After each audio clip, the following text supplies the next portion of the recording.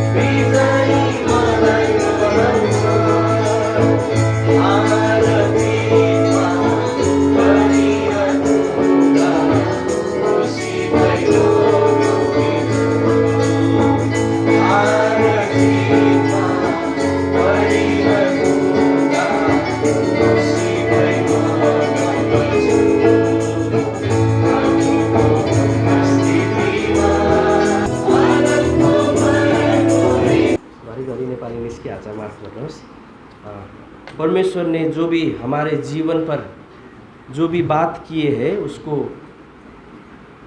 स्मरण करके हम परमेश्वर को धन्यवाद देंगे। जब हम इजराइलियों के जीवन का इतिहास जब हम लोग देखते हैं तब हम लोगों को आराधना और उपासना करने के लिए प्रभु कुछ वहाँ से हम लोगों को उत्साह और प्रेरणा देते हैं। जब हम लोग इजराइलियों के जीवन में अर्थात जब इजराइलियों लोग मिस्र पर थे,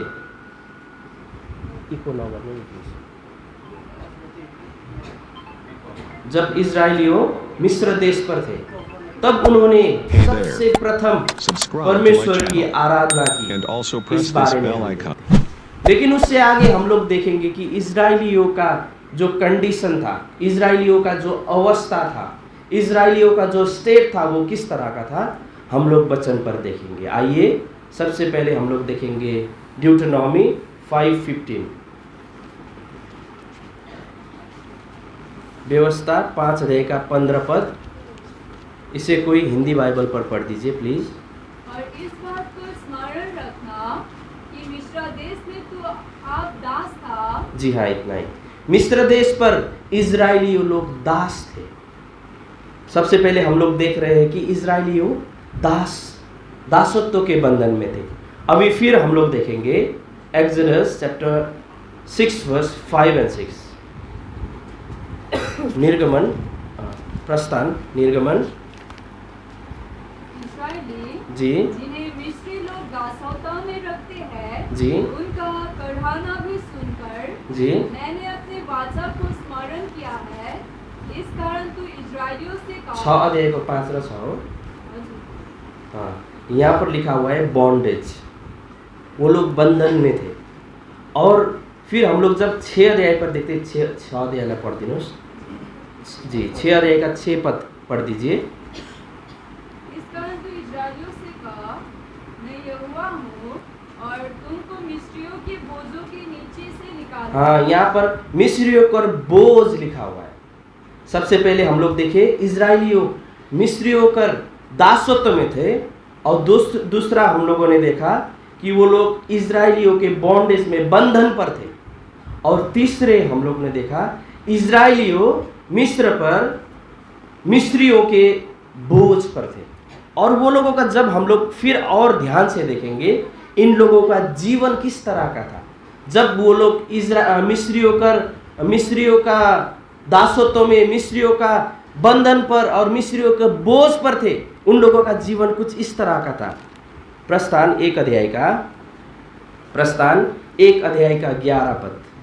इसलिए उन्होंने उन पर बेगरी कराने वाले को नियुक्त किया कि वे उन पर भार डाल कर उनको दुखा दिया। वो लोगों का जीवन दुखदायी था। इंग्लिश बाइबल में लिखा है एफ्लिक्ट देम। वो लोगों को कष्टदायक जीवन था उन लोगों का। जब इजराइलियों मिस्र पर थे, मिस्रियों का दासत्व पर थे, मिस्रियों का बंधन पर थे और मिस्रियों का बोझ से दबे हुए थे, तब वो लोगों का जीवन कैसा था? एफ्लिक्टेड, दुखदायी जीवन था। और फिर हम लोग देखेंगे 13 पद और 13 में, तो भी मिस्रियों ने इस्राएलियों से कठोरता के साथ सेवा करवाई। हाँ, वो लोगों को कठोरता पूर्वक सेवा करवाते थे।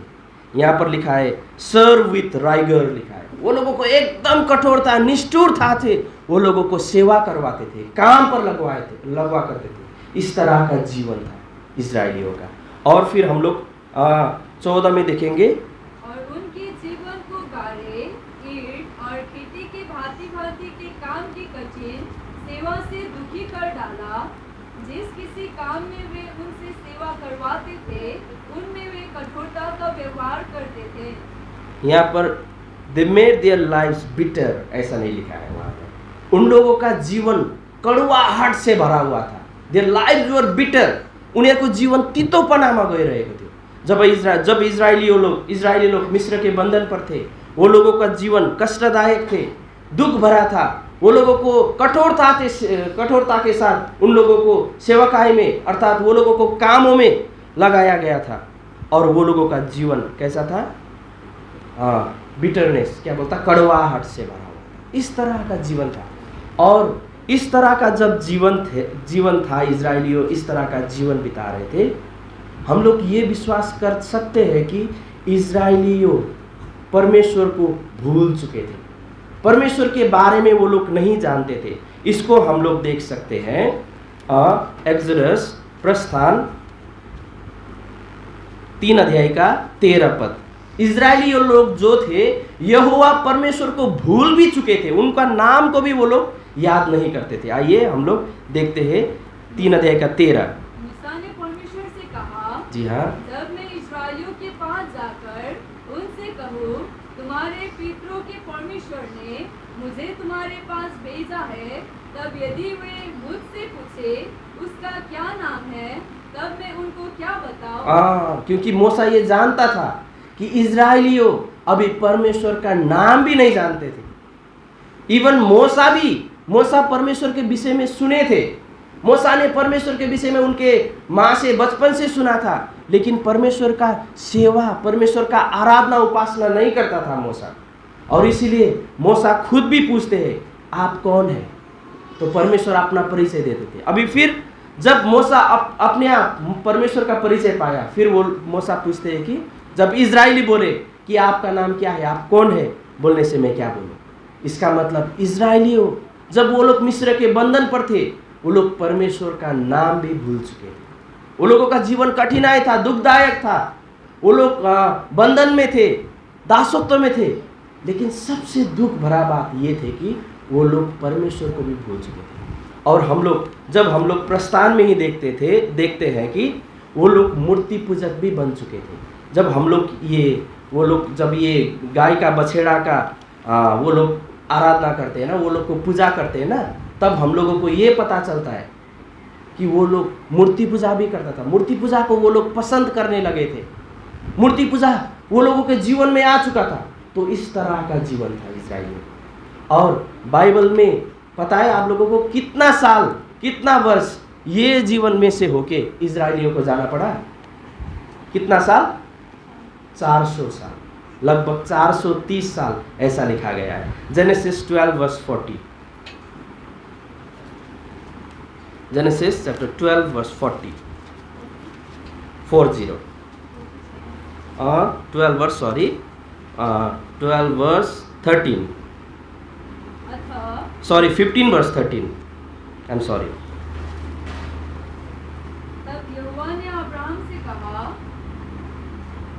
यह निश्चय जान कि तेरे वंश पराए देश में परदेशी होकर रहेंगे और उस देश के लोगों के दास हो जाएंगे और वे उनके 400 वर्ष तक दुख देंगे। हाँ, इस्राएलियों लोग का ये अवस्था लगभग 430 वर्ष, बाद में जाके हम लोग देखेंगे परमेश्वर ने 400 साल कहा है, लेकिन जब हम लोग प्रस्थान पर देखते हैं तो परमेश्वर ने इजराइल का उद्धार 430 साल के बाद में किया।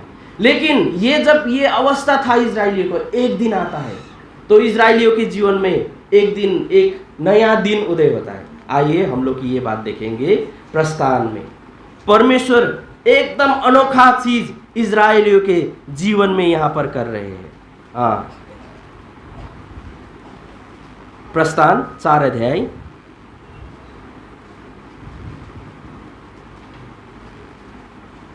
प्रस्थान 4 अध्याय का 31 पद। और लोगों ने उनका विश्वास किया और यह सुनकर कि यहोवा ने इस्राएलियों की सुधि ली और उनके दुखों पर दृष्टि की है, उन्होंने सिर झुकाकर दंडवत किया। यहाँ पर लिखा है, when they heard that the Lord had visited the children of Israel and he had looked upon their affliction, then they bowed their heads and worshipped. 400 साल बाद, 430 साल बाद इजराइलियों यहोवा के विषय में सुन रहे हैं। इजराइलियों के विषय में, इजराइली यहोवा के विषय में जान रहे हैं कि इजराइलियों ने ये जाना कि परमेश्वर ने उन लोगों को विजिट किया। हिंदी में किस तरह से लिखा है, नेपाली में कस्तो लेखेको छ पढिदिनुहोस् कसैले प्लिज।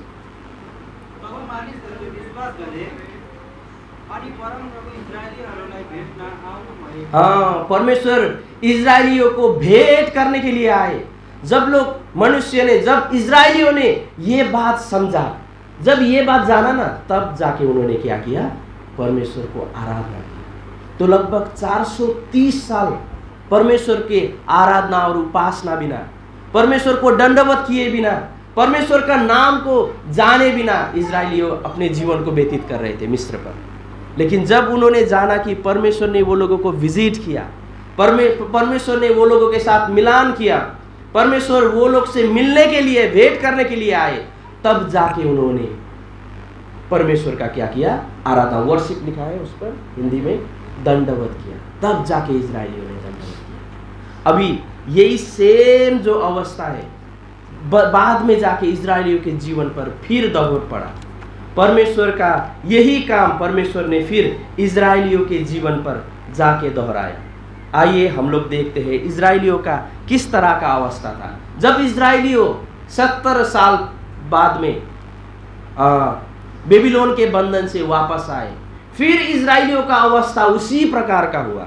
आइए हम लोग देखेंगे, ये पहले जब मिस्र में थे उन लोगों का अवस्था ये प्रकार का था, और परमेश्वर आके उनसे मिलन किया, भेंटघाट किया, उनको विजिट किया, तब उन्होंने उनको आराधना किया। फिर इसी तरह का कुछ ये लोगों का अवस्था है। आइए सबसे पहले इस बात को हम लोग जो बेबीलोन का बंधन से जब बाद में आए ना, तब हम लोग ये घटना नया नियम पर भी पा सकते हैं। इजराइलियों का अवस्था किस तरह का था, कोलोसी 1 अध्याय का 21 पद। कोलोसी 1 अध्याय का 21 पद। तुम जो पहले निकाले हुए थे और बुरे कामों के कारण मन से बहरी थे। मन से बहरी 1 अध्याय का 21 पद पर इस तरह से लिखा गया है। 1 अध्याय का who were once alienated, मतलब अनजान थे, परमेश्वर को पहचान से भी अनजान, एंड एनिमीज, परमेश्वर का शत्रु। वो लोग मन पर परमेश्वर का शत्रु बन चुके थे। सिर्फ परमेश्वर को नहीं पहचानने वाला नहीं, लेकिन अब तो, पहले परमेश्वर का शत्रु नहीं थे, लेकिन अब जाके इजराइलियों परमेश्वर का शत्रु बन चुके थे, एनिमीज ऑफ गॉड। अभी फिर इस वचन को हम लोग देखेंगे, एफिसी का किताब, एफिसी का पत्री 2 अध्याय का 12 और 2 अध्याय का 13। तुम लोग उस समय मसीह से अलग जी और इस्राएल की प्रजा के पद से अलग किए हुए और प्रतिज्ञा की वाचाओं के भागी ना थे और आशाहीन और जगत में ईश्वर रहित थे, पर अब मसीह यीशु में तुम जो पहले दूर थे, मसीह के लहू के द्वारा निकट हो गए हो। यहाँ पर इजरायलियों का अवस्था को दिखाया गया है। इजरायलियों का अवस्था किस तरह का था। यहाँ पर एक शब्द है स्ट्रेंजर्स लिखा है। वो लोग अभी परमेश्वर का परिचय से, परमेश्वर का धन से भी वो लोग एकदम स्ट्रेंजर्स, पराये थे। उन लोगों को समझ में भी नहीं आता था ये क्या चीज है बोल के। और वो लोग क्या था, विदाउट गॉड लिखा है। ये सबसे दुख भरा बात, परमेश्वर ने एक जाति को चुना, स्पेशली एक जाति को चुना, यहूदी लोगों को। अब ये यहूदी लोगों को बोला गया है कि तुम लोग परमेश्वर रहित थे, परमेश्वर के रहित थे, परमेश्वर का ज्ञान तुम लोगों को नहीं था। इस तरह का अवस्था में थे। फिर अब हम लोग देखेंगे रोमी का किताब 5 अध्याय का 10 पद। रोमी का पत्री 5 अध्याय का 10 पद। या नहीं कि तुम बिल्कुल इस जगत के व्यभिचारियों या लोभियों या अंधेर करने वाले या मूर्ति पूजकों की संगति ना करो, क्योंकि इस दशा में तो तुम्हें 5 अध्याय का 10 पद रोमी में इस तरह लिखा है, for if when we were enemies लिखा है। हम लोग परमेश्वर के दुश्मन थे, परमेश्वर को घृणा करने वाले थे। इस तरह का अवस्था इजरायली का, फिर से इस तरह का अवस्था में इजरायली लोग चले गए थे। और सबसे और दुख भरी बात, हम इस घटना को और यिर्मयाह 3 अध्याय का 21 पद में पाते थे। वो लोग किस तरह का बन चुके थे। 3 अध्याय का 21 पद यिर्मयाह, वो लोगों का अवस्था और भी बदतर बन चुका था। 3 अध्याय का 21 पद। मुंडे टीले पर से इजरायली के रोने और गिड़गिड़ाने का शब्द सुनाई दे रहा है, क्योंकि वे टेली चाल चलते रहे हैं और अपने परमेश्वर यहोवा को भूल गए हैं। परमेश्वर यहोवा को अब बिल्कुल भूल गए थे। वो लोग डमाडोल अवस्था में चल चुके थे। वो लोग परमेश्वर बिना ही नहीं, परमेश्वर का नाम ही नहीं, परमेश्वर को ही भूल चुका था। ये प्रकार के अवस्था वो लोगों का था। अभी ये प्रकार का उन लोगों के जीवन में आया। क्यों ये प्रकार की अवस्था आई, इसको हम लोग मलाकी के पुस्तक में हम लोग पाते हैं। कल मैं थोड़ा मेरे सामने जो था उसका बाइबल में मैं दिख रहा था ये कि मलाकी का बैकग्राउंड किस तरह का है एग्जैक्टली, तो मुझको ये दिखाई पड़ा। Please read that out. Malachi, a prophet in the days of Nehemiah, directs his message of judgment to the people plagued with corrupt ways, wicked practices, and a false sense of security in their privileged relationship with God. Using the question and answer method, Malachi probes deeply into the problem of hypocrisy, infidelity, mixed marriage, divorce, false worship, and arrogance. यहाँ पर एक जीवन पर आ चुका था। और further, So sinful has the nation become that God's word to the people no longer had any impact. परमेश्वर का वचन का जो असर होता है ना, परमेश्वर का जो इम्पैक्ट होता है वचन का, वो इजरायलियों के जीवन पर व्यर्थ बन चुका था। और फर्दर For 400 years, अभी देखिए तो पहले हम लोग देखे कि इजरायली लोग कितने साल परमेश्वर के रहित थे, परमेश्वर का उपासना का रहित, परमेश्वर का विजिटेशन का रहित हो चुके थे। 430 साल, 400 साल परमेश्वर ने उन लोगों से प्रोफेसी किया था। यहाँ पर भी एग्जैक्टली 430 साल मलाकी के बाद 430 साल क्या हुआ परमेश्वर, हाँ please. after Malachi bringing contamination, God remained silent. God remain silent. Only with the coming of John the Baptist. अभी भी बस इतना ही हम लोग ये जान सकते हैं। अभी इसको आप लोग थोड़ा कंफ्यूज हो गए, कैसे 400 साल हुआ ये समझ रहे होंगे। लेकिन जो मलाकी का पुस्तक है वो 430 to 450 BC पर लिखा गया है। मलाकी का जो पुस्तक लिखा गया है, प्रभु यीशु मसीह संसार में आने से 430 से 450 है ना सर, 430 से 450, 400 ऐसा मान के चलिए, लगभग 400 इयर्स आगे लिखा गया है। इसका मतलब उससे बाद कोई भी प्रोफेसी नहीं किया गया। इसे बाइबल का इतिहास में साइलेंट ईयर ऑफ गॉड बोला जाता है। परमेश्वर का 400 साल मौन धारण का साल। परमेश्वर अभी अपने लोगों से बात करना छोड़ दिए थे। जैसे इजरायलियों के जीवन में जब वो लोग मिस्र पर थे, 400 साल परमेश्वर ने इजरायलियों से भेंट नहीं किया, परमेश्वर इजरायलियों से नहीं मिले, परमेश्वर ने इजरायलियों को विजिट नहीं दिया, परमेश्वर का नाम इजरायली भूल चुके थे। इसी तरह फिर से एक बार आके इजरायलियों के जीवन पर यह अवस्था आई कि इजरायलियों 400 साल तक परमेश्वर रहित थे। अब हम लोग देखें, परमेश्वर को भूल चुके थे, परमेश्वर बिना थे, लेकिन परमेश्वर का स्तुति हो, परमेश्वर का प्रशंसा हो। अभी फिर एक चीज होते हैं, आइए हम लोग देखेंगे। अभी एक परमेश्वर का उद्धारकर्ता, परमेश्वर का प्रिय पुत्र प्रभु यीशु मसीह संसार पर आते हैं। आइए हम लोग इसको देखेंगे। मत्ती, अभी फिर 400 साल बाद में, 430 साल लगभग उस बाद में मत्ती को लिखा गया है। अभी यहाँ पर हम लोग देखते हैं मत्ती, जब प्रभु यीशु मसीह का आगमन पर मत्ती ये चीज लिखता है, 1 अध्याय का 23 पद। देखो, एक कुंवारी गर्भवती होगी और एक पुत्र जानेगी और उसका नाम इमानुएल रखा जाएगा, जिसका अर्थ है परमेश्वर हमारे साथ। देखिए कितना अद्भुत।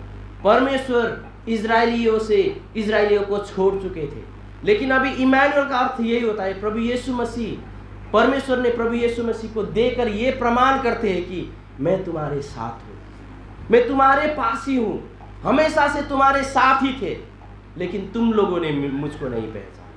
इसीलिए यहाँ पर और एक आदमी, मत्ती मरकुस, लुका पर आइए, लुका 2 अध्याय पर, लुका रचित सुसमाचार 2 अध्याय पर फिर से यही बात दोहरा गया है, 78-79। लुका 1 अध्याय का 78-79। यह हमारे परमेश्वर की उसी बड़ी करुणा से होगा, जिसके कारण ऊपर से हम पर भोर का प्रकाश उदय होगा, कि अंधकार और मृत्यु की छाया में बैठने वाले को ज्योति दे और हमारे पांवों को कुशल के मार्ग में सीधे चलाए। फिर यहाँ पर 68 में भी पढ़ दीजिए। जकरिया ये भविष्यवाणी करता है अभी फिर प्रभु यीशु मसीह के आगमन पर, क्या बोलते हैं? प्रभु इस्राएल का परमेश्वर धन्य हो, क्योंकि उसने अपने लोगों पर दृष्टि की और उनका छुटकारा किया है।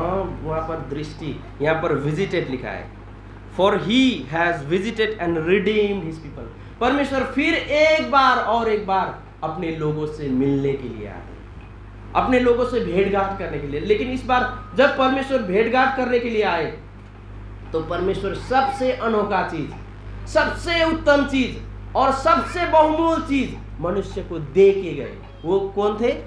अपने प्रिय पुत्र प्रभु यीशु मसीह को दे के गए। इसलिए उनका नाम इमैनुएल रखते हैं। और हम लोग भी देख सकते हैं, जब हमारे जीवन में भी प्रभु यीशु मसीह ने भेंट किए ना, हमारे जीवन में प्रभु यीशु मसीह और परमेश्वर कुछ आशीष दे के गए। सबसे पहले भजन संग्रह 106 अध्याय का 4 पद, 106 अध्याय भजन 106 अध्याय का 4 पद, उसको पढ़ दीजिए प्लीज। हे यहोवा, अपने प्रजा पर की प्रसन्नता के अनुसार मुझे स्मरण कर, मेरे उद्धार के लिए मेरे सुधि दे।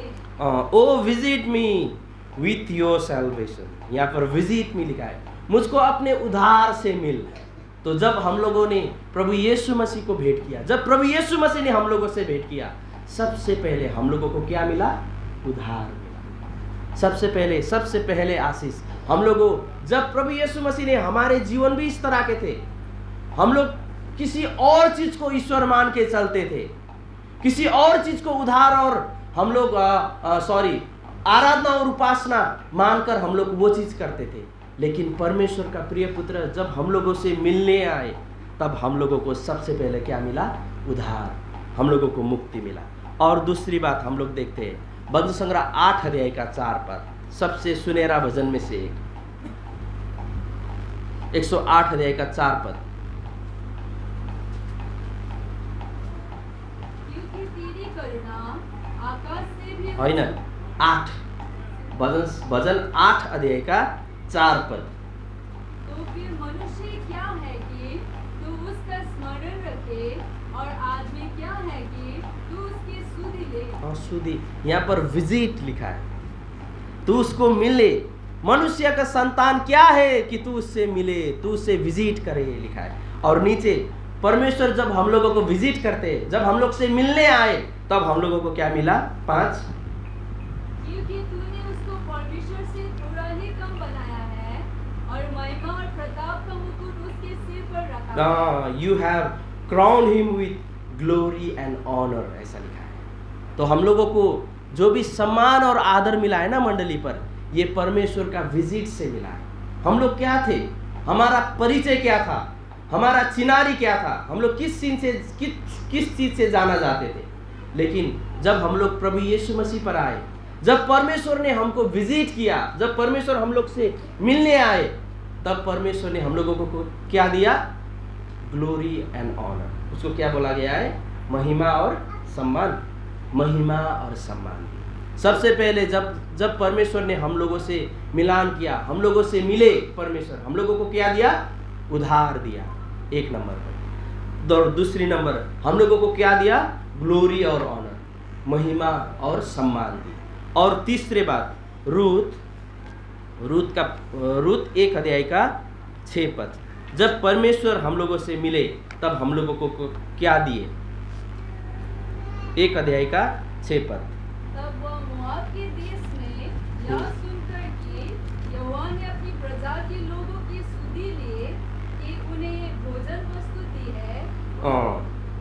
यहाँ पर ऐसा लिखा गया है, The Lord had visited His people in giving them bread, ऐसा लिखा गया। परमेश्वर अपने प्रजा से मिले, अपने लोग से मिले और उन लोगों को रोटी दी, ऐसा बात लिखा गया। तो जो भी हम लोग पाते हैं ना ये दैनिक जीवन पर, जो भी हमारे प्राप्ति है, भौतिक आशीष भी जो कुछ है, वो परमेश्वर ने हमको दिया। और किस क्रिश्चियन लोगों को कभी कोई मांग के चलने के लिए आवश्यकता नहीं पड़ेगा, क्योंकि परमेश्वर ने ये आशीष हम लोगों को ऑलरेडी पहले से ही दिया है। इसीलिए हम लोगों को ये 3 आशीष के बारे में स्मरण करके हम लोग आज का धन्यवाद और आराधना कर सकते हैं। सबसे पहले परमेश्वर ने हम लोगों को क्या दिया? उधार दिया। और दूसरा नंबर पर हम लोगों को क्या दिया? परमेश्वर महिमा और सम्मान दिया। और तीसरा नंबर पर हम लोगों को क्या दिया? रोटी। इसका मतलब हमारा जो दैनिक आवश्यकता है वो भी परमेश्वर दिए। इसीलिए परमेश्वर को हम लोग धन्यवाद देते हैं कि उन्होंने हमारे जीवन पर विजिट किया, हम लोगों से मिलने आए और इस आशीष हमको दिया। परमेश्वर इस वचन में आशीष